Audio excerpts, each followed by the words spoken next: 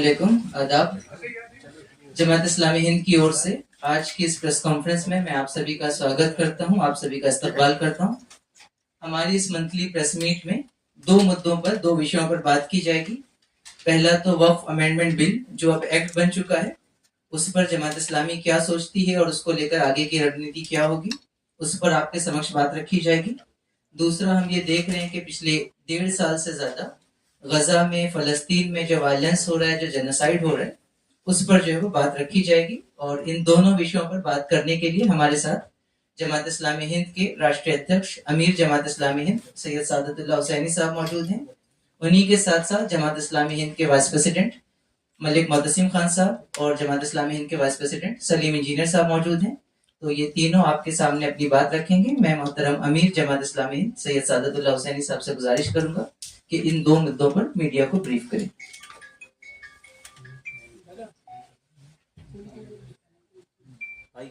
तो मोहतरम दोस्तों, आज जो हमारी प्रेस कॉन्फ्रेंस है वो दो इश्यूज पर केंद्रित है। पहला इशू तो वही है जिस पर इस वक्त बहुत ज्यादा डिबेट हो रही है हर जगह, वक्फ का इशू। हम समझते हैं कि जो वक्फ एक्ट लाया गया है वो अनकॉन्स्टिट्यूशनल है, वो डिस्क्रिमिनेटरी है, यानी खास मुसलमानों के साथ उसमें डिस्क्रिमिनेशन किया गया है बाकायदा सेलेक्ट करके, और इसका मकसद वक्फ को कमजोर करना, वीक करना और वक्फ के मैनेजमेंट को खराब करना है। इसके हवाले से जो डिबेट्स हो रहे हैं और पार्लियामेंट में भी जो बातें आई हैं उस पर भी हम अफसोस का इजहार करते हैं। हम समझते हैं कि ये बहुत ज्यादा मिसगाइड करने वाली बात है कि वक्फ बोर्ड ये चैरिटी कमिश्नर की तरह है। वक्फ बोर्ड चैरिटी कमिश्नर की तरह नहीं बल्कि इंडोमेंट बोर्ड्स की तरह है। ये मुल्क के लोगों को मालूम होना चाहिए कि इस मुल्क में कई इंडोमेंट बोर्ड्स हैं हमारे हिंदू भाइयों के लिए, और उसी तरह सिख भाइयों के लिए हैं और दूसरे मजाहिब के लोगों के लिए हैं। तो वक्फ बोर्ड उसका पैरेलल है।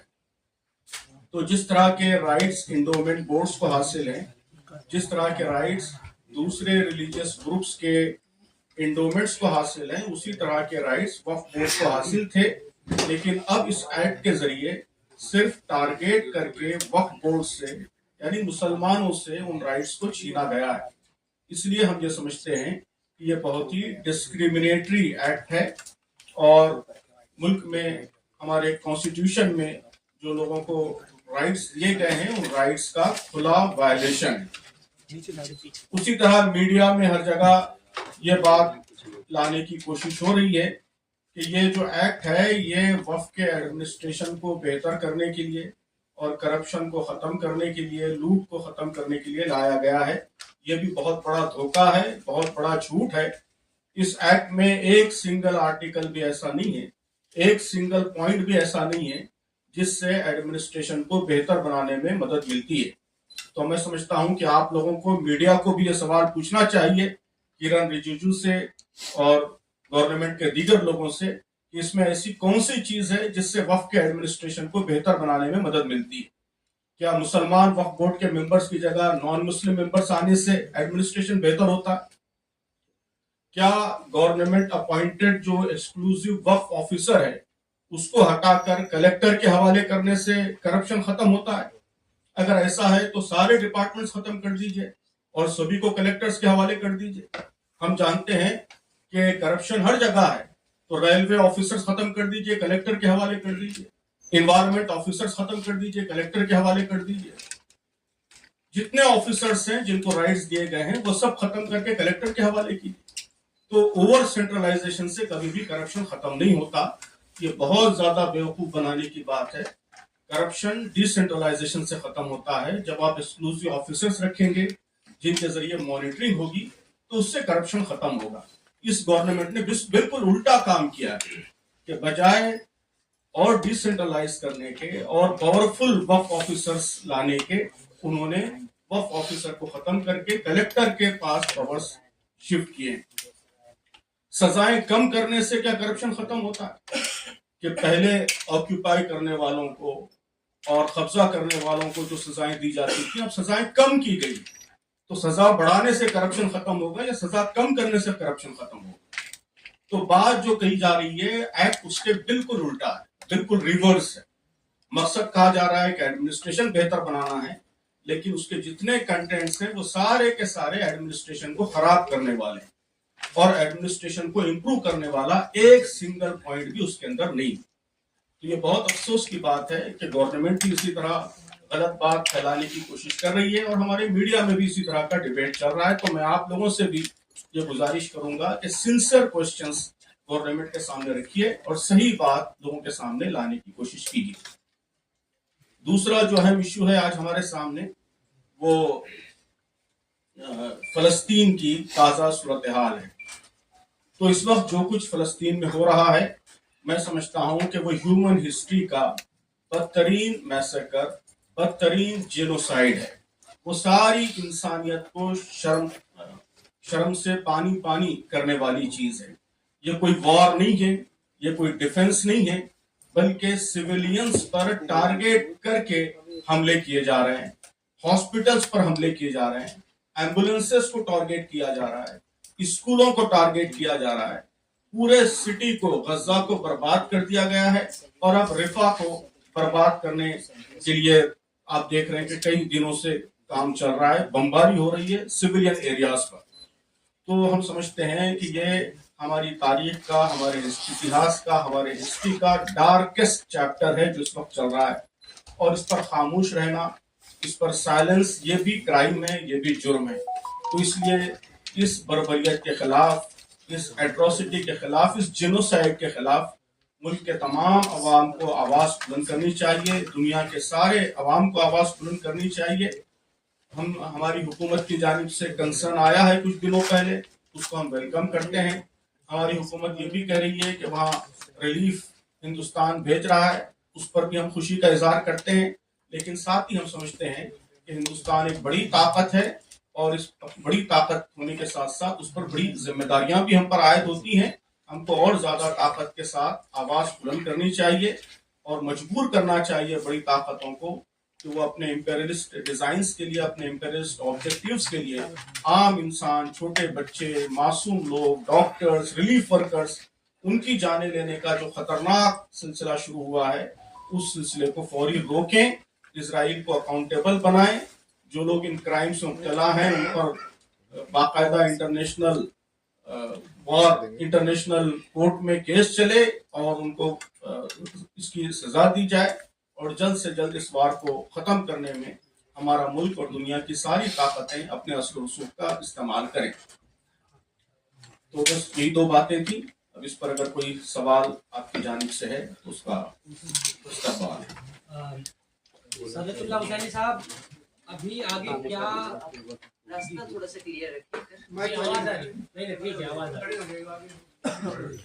मेरा सवाल ये है कि अब आगे क्या आप लोग करेंगे, कि all India Muslim personal board कह रहा है कि देशव्यापी वो प्रदर्शन करेंगे, आंदोलन करेंगे, जमात का क्या स्टैंड इसको लेकर है, किस तरह से लड़ाई लड़ी जाएगी वक्फ वाले इशू? जमात भी all India Muslim personal board के साथ है। ये जो इश्यू है ये all India Muslim personal board का इश्यू है, और इस इश्यू में all India Muslim personal board के साथ सारी मुस्लिम ऑर्गेनाइजेशंस मिलकर ये स्ट्रगल कर रही है। तो जो कुछ all India Muslim personal board ने तय किया है, कई चीजें तय की हैं, एजिटेशन तय किया है, और कोर्ट में अपील, सुप्रीम कोर्ट में इसके खिलाफ अपील करने की बात तय की है, और एमपीज को और जो ओपिनियन मेकर्स हैं उनको मोबिलाइज करने की बात तय की है। तो इन सारे कामों में हम उसका ताउन करेंगे, उसको सपोर्ट करेंगे, उसके साथ मिलकर जद्दोजहद करेंगे। अब्दुल्लाह हुसैनी साहब, जिस तरह उलमाए कराम ने या मुस्लिम तंजीमों ने बाबरी मस्जिद वाले इशू में पहले ही ये कह दिया था कि अदालत का फैसला हमें कबूल होगा, तो क्या इस बार भी ऐसा कोई ज़हन बनाए हुए आप लोग? देखिए, किसी भी मुल्क में फैसला तो जाहिर है कि सुप्रीम कोर्ट या अदालत या जो भी आखिरी फैसला होगा तो कानून की पाबंदी का तकाजा यही है कि अमल तो उसी फैसले के मुताबिक होगा।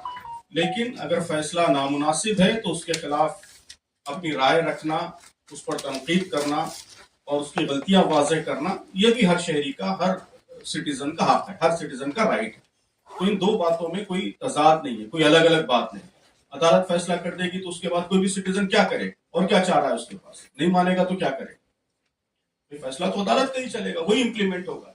लेकिन अगर अदालत गलत फैसला करती है, पार्लियामेंट गलत फैसला करती है, कोई भी गलत फैसला करता है तो उस फैसले को गलत कहना ये भी सिटीजन का राइट है। ये अब जबकि ये वक्त बिल कानून बन चुका है, हमारे गृह मंत्री कहते हैं कि अब कानून है देश का, अब इस पर आपको मानना होगा। इस कंटेक्स्ट में मेरा सवाल आपसे है साफ साफ ये कि अब पोस्ट वक्त एक्ट, अब आप इस वक्त सबसे बड़ा मसला क्या है? आर जगन्नाथन जो कि स्वराज्य के एडिटोरियल डायरेक्टर हैं और चक्रवर्ती राजगोपालाचार्य का जो मशहूर हफ्तेवार था उसके वो अमीन भी हैं, तो वो कहते हैं कि इस वक्त सबसे बड़ा मसला जो कानून बन गया है तो वो ये है कि मिसट्रस्ट मुल्क की दूसरी सबसे बड़ी अक़लियत जो है उसके और गवर्नमेंट के बीच में पैदा हो गया। ऐसा मिसट्रस्ट आपको आज़ादी के बाद से कभी नहीं है। तो इस मिसट्रस्ट को जो वो कहते हैं क्या उससे आप इत्तेफाक करते हैं? एक सवाल इसी से मिलता जुलता सवाल है, इस मिसट्रस्ट को आप कैसे दूर करेंगे? उनका सुझाव है कि इस सिलसिले में जहाँ गवर्नमेंट को ये सोचना होगा कि एक बड़ी कमेटी जो मिसट्रस्ट में मुब्तला हो गई है उस पर वो गवर्न करने की बात कर रही है, आपको क्या कहते हैं बोर्ड को और काउंसिल को ठीक करके वो नहीं कर सकती है, ये उसके ख्वाब ख्याली है। दूसरी तरफ आर जगन्नाथन ये भी कहते हैं कि यहाँ पर ये सवाल भी बहुत अहम है कि यहाँ पर गवर्नमेंट को डायलॉग वाली सिचुएशन इस कमेटी के साथ करना पड़ेगा और आपको दोनों को देखना होगा ये कैसे होगा। तो साथ साथ आखिरी बात ये भी कहते हैं कि इस कम्युनिटी को भी आपको ये इंट्रोस्पेक्शन की तरफ आना पड़ेगा, खुद भी वो कहाँ सोचना भी चाहिए खुद से। तो मैं ये समझता हूँ कि इस सिलसिले में आपकी क्या इन बातों से इत्तेफाक करते हैं कि आप सिर्फ प्रोटेस्ट करते रहेंगे, मुजाहरा करते रहेंगे, कोर्ट जाते रहेंगे, बाबरी मस्जिद वाली सिचुएशन क्रिएट होगी उसको फेस करते रहेंगे, या आपको डायलॉग के जरिए जो उन्होंने सुझाव दिया है वो भी एक दायमी हल हो सकता है? डायलॉग से तो कभी भी इनकार नहीं किया गया है, डायलॉग तो होना चाहिए, बहुत जरूरी है। बल्कि बार बार हम यही बात कह रहे हैं कि गवर्नमेंट बात करे, डायलॉग करे, गुफ्तगू करे। किरण रिजिजू जी बात करें, क्यों नहीं बात करते? वो मुस्लिम ऑर्गेनाइजेशंस को बुलाएं और बात करें। हमने तो बार बार यही मुतालबा किया है। बिहार में जब हम धरने पे बैठे तो हम बार बार यही मुतालबा कर रहे थे कि हम जेडीयू के लोग, नीतीश कुमार जी आके बात करें। तो डायलॉग से भी कभी भी इनकार नहीं किया गया है, डायलॉग भी होगा, बातचीत की भी कोशिश की जाएगी। जब गवर्नमेंट ने जेपीसी बनाई तो उसके पास सारी मुस्लिम तंजीमें गई, जाकर उन्होंने अपना मेमोरेंडम दिया, तफसील से बात की, जाहिर के डायलॉग ही का प्रोसेस था। तो डायलॉग की जब भी गवर्नमेंट ने विंडो खोली है उसको भरपूर तरीके से इस्तेमाल किया गया है। लेकिन अगर गवर्नमेंट ही बंद करके बैठेगी तो जाहिर है कि सिटीजन, हम आम लोगों के पास क्या तरीका है डायलॉग को आगे बढ़ाने? अब जैसे ही मंजूर हो गया बिल, हमने प्रेसिडेंट ऑफ इंडिया से अपील की कि हम बात करना चाहते हैं, आपको मेमोरेंडम देना चाहते हैं, बात करना चाहते हैं, और अब दस्तखत करने से पहले आप हमारी बात सुनिए। जाहिर यही डायलॉग है। अब अगर वो वक्त ही नहीं देंगे और बात करने के लिए तैयार ही नहीं होंगे तो कैसे डायलॉग हो? तो जब भी गवर्नमेंट ने डायलॉग की अपॉर्चुनिटी दी है, विंडो खोली है, उसका भरपूर इस्तेमाल किया गया है। लेकिन अगर गवर्नमेंट खुद सिटीजन से डायलॉग के दरवाजे बंद करके बैठे तो जाहिर है कि आम लोगों के पास इस डायलॉग को आगे बढ़ाने का कोई तरीका बाकी नहीं रहता है। सर, एक सवाल ये है कि all India Muslim personal law board देशव्यापी आंदोलन का ऐलान कर चुका है, लेकिन इसको लेकर बोर्ड के अंदर से ही इख्तलाफ नजर आ रहा है। कल अरशद मदनी साहब ने कहा कि सड़क इसका रास्ता नहीं हो सकता, सिर्फ कोर्ट ही इसका रास्ता है, और कई सांसद भी हैं वो भी ये कह रहे हैं कि कोर्ट भी इसका एक रास्ता है। तो क्या जमात का क्या स्टैंड है कि ये दोनों रास्ते इख्तियार किए जाएंगे या फिर कोर्ट के जरिए ही इसमें आगे बढ़ा जाएगा? क्योंकि अलग अलग जगहों में प्रोटेस्ट की बात बोर्ड की तरफ से कही गई है, चाहे दिल्ली बार बार यही बात कही जा रही है बोर्ड की तरफ से कि प्रोटेस्ट होगा और पुरअमन पीसफुल तरीके प्रोटेस्ट होगा, कानूनी तरीके से पीसफुल तरीके से प्रोटेस्ट होगा। मुल्क में अनारकी फैलाना और सिस्टम को कोलैप्स करना, जाहिर है कि ये कभी भी हमारा तरीका नहीं रहा है। हम ना अपने लिए उसे पसंद करते हैं ना दूसरों के लिए पसंद करते हैं। तो अगर सड़कों पर उतरने का मतलब ये लिया जा रहा है कि उसके जरिए लोगों को तकलीफ पहुंचाई जाए और अनारकी फैलाई जाए, तो जाहिर है कि इसको कोई भी पसंद नहीं करता। बोर्ड ने भी कभी भी इसकी अपील नहीं की है। जब भी उसने प्रोटेस्ट की बात कही है, यही कहा है कि ये पीसफुल तरीके से और कानून के दायरे में रहते हुए ये प्रोटेस्ट होना चाहिए। जाहिर है कि ये भी एक तरीका है हुकूमत तक अपनी बात पहुंचाने का, आवाम तक अपनी बात पहुंचाने का। तो उस तरीके को भी एक्सप्लोर किया जाएगा और अदालत तक भी पहुंचा जाएगा और अदालत को भी अपनी बात पहुंचाने की, उनको कन्विंस करने की कोशिश की जाएगी। तमाम तरह के बयान आ रहे हैं प्रोटेस्ट को लेकर के। संजय निरुपम है, एक नेता है, उनका ये कहना है कि अगर आप शाहीन बाग बनाएंगे प्रोटेस्ट के जैसा तो हम जलियांवाला बाग बना देंगे। क्या कहेंगे आप? इस पर कुछ कहने की जरूरत है जी? इस पर कुछ कहने की जरूरत है? मेरे ख्याल में सवाल भी नहीं पैदा होता है। इस पर सवाल करना भी मुनासिब नहीं है, कुछ कहना भी मुनासिब नहीं है। आप लोग गादियाई तरीके से चल रहा है जो प्रोटेस्ट, उसमें गादियाई तरीके से जेल भरो अभियान भी एक सिस्टम है जो भूल चुकी है मेरे ख्याल में हमारी कौम कम से कम। तो क्या आप लोग जेल भरो की तरफ भी जाने का सोच रहे हैं या सोचेंगे इस मामले में? बाद में तो कुछ नहीं किया। मैं जमात की बात नहीं कर रहा हूँ, मुस्लिम पर्सनल अभी जो चीजें आ गई हैं पब्लिक में, उन्होंने जो कुछ चीजें तय की हैं और डिक्लेयर की हैं, उसके मुताबिक ये एहतजाज आगे बढ़ेगा। बाद की चीजें बाद के मरहलों में तय होगी। जिन पार्टियों से मुसलमानों को बहुत उम्मीदें थी, जैसे नीतीश कुमार हुए, नायडू हुए, चिराग पासवान हुए, इन सबको मुसलमान बहुत ज्यादा सपोर्ट करते थे और इन सब ने जरूरत के वक्त धोखा दिया।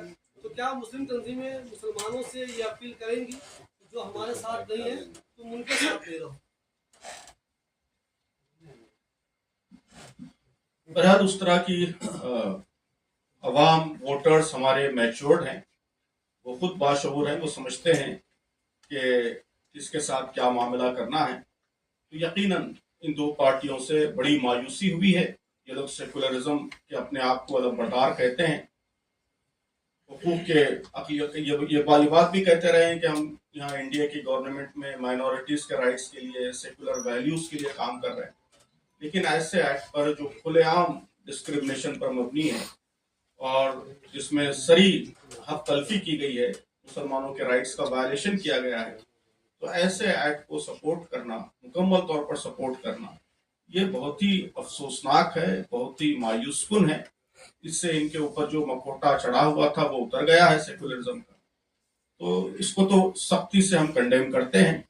अब बाकी उनके साथ क्या ताल्लुक इख्तियार करना चाहिए वो मैं समझता हूँ कि वो वोटर्स खुद तय करेंगे, खुद डिसाइड करेंगे। आंदोलन से कल जमात पहुंचे थे यहाँ पर शाहीन बाग में और उन्होंने कहा कि वक्त बिल को लेकर मुस्लिमों को बरगलाया जा रहा है, भड़काया जा रहा है। वक्त पर कुछ चुनिंदा लोगों का कब्जा था, उन लोगों को दिक्कत हो रही है और वही लोग बरगलाने का काम कर रहे हैं। जमात सिद्दीकी का कहना है।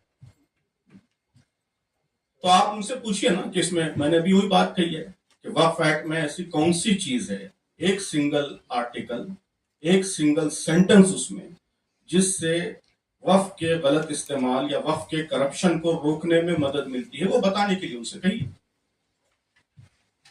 उत्तर प्रदेश में कई जगहों को चिन्हित किया जा चुका है और कई जगहों पर एक्शन की भी तस्वीरें सामने आ रही हैं। जिस तरह से पास हुआ बिल, उसके बाद आप देखिए अलग अलग जगहों पर बाकायदा तोड़ फोड़ की खबरें आने लगी हैं, वहां पर लोगों के पहुंचने की खबरें आने लगी हैं।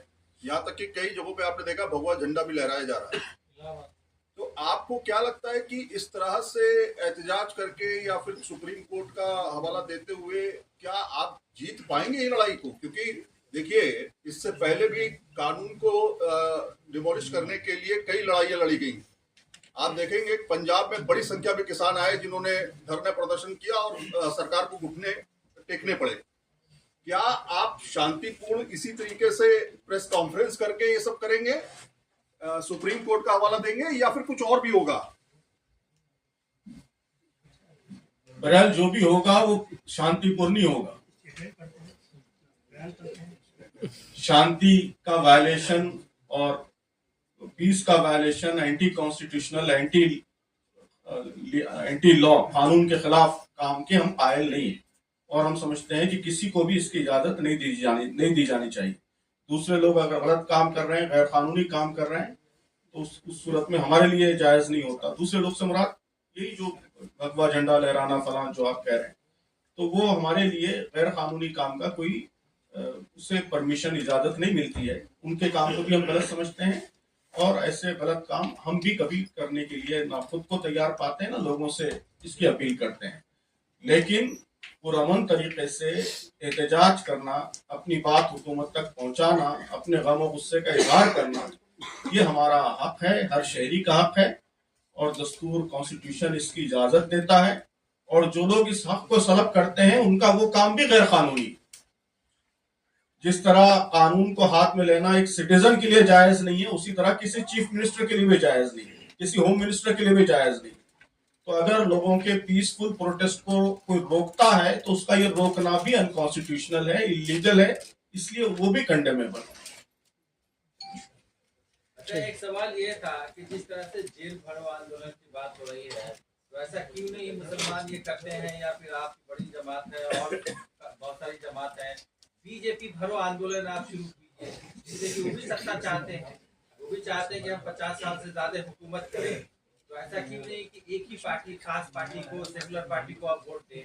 आप तमाम पार्टियों को वोट दीजिए, लोगों को कहिए कि और बीजेपी में भी लोग शामिल हो, ताकि उनको भी वोट मिलेगा, तो आपके लिए वो भी काम करेंगे।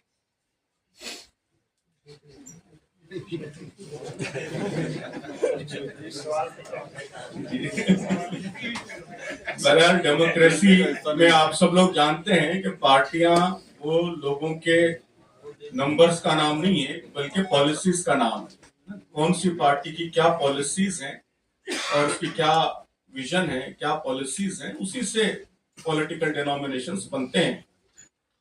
तो जिस पार्टी की पॉलिसीज की हम मुखालिफत कर रहे हैं शदीद, उसको गलत समझते हैं, मुल्क के लिए नुकसानदेह समझते हैं, तो उसमें जाकर क्या करेंगे?